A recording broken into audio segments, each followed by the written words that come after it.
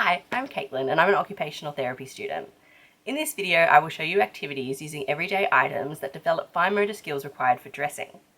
These activities can be done with children aged 2 to 5 and even beyond.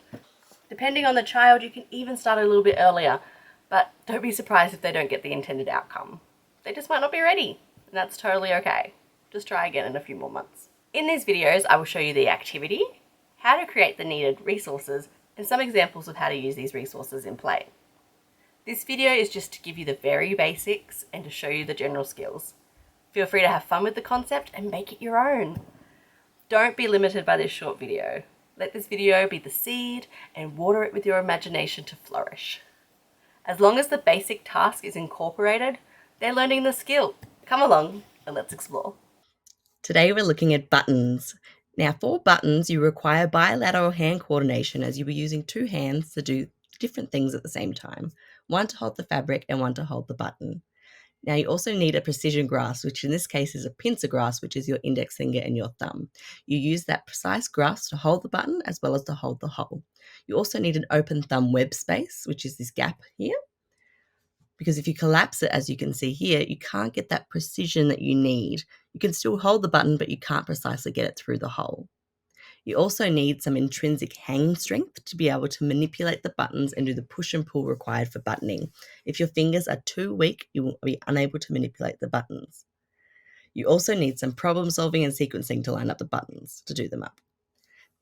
Today we're going to break down the task though, because as you can see here, it's very complicated.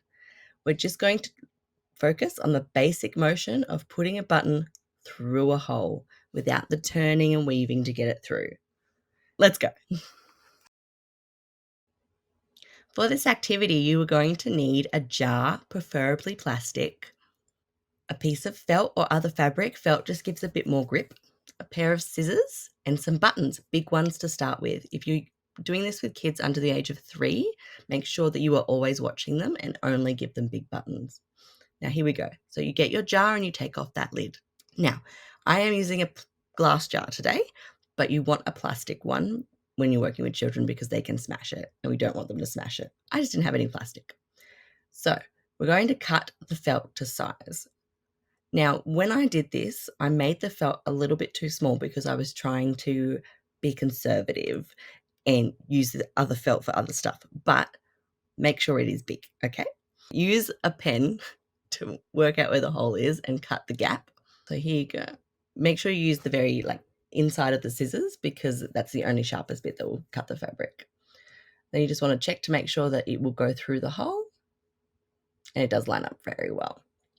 So then we're going to pop the felt on top of the thing. Now I'm using a rubber band here, and as you can see, the felt's too short and I'm struggling a lot with it.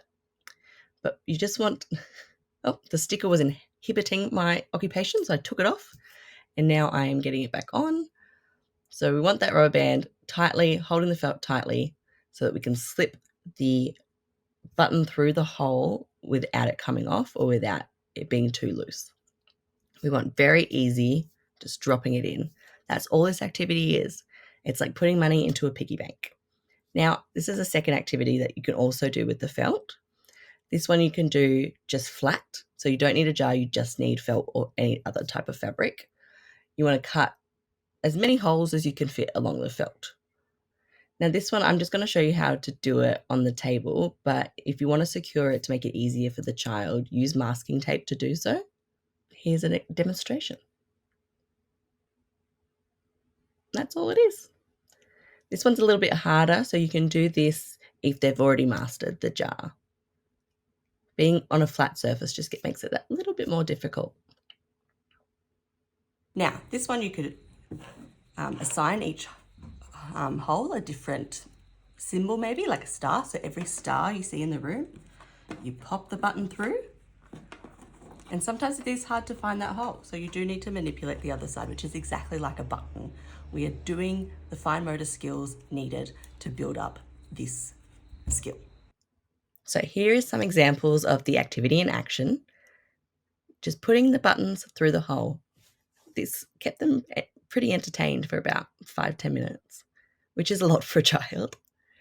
And then I incorporated both activities into play. Now, the child doing the flat surface kept saying, I can't, I can't, I can't. But I kept encouraging him to do it, and he got it through. And he was so proud of himself. And that's really all you're aiming for, is just to give the kids an opportunity to have fun, play, and be proud of themselves. Don't be afraid to be a bit creative. Thank you for coming by. I've been Caitlin. Goodbye for now.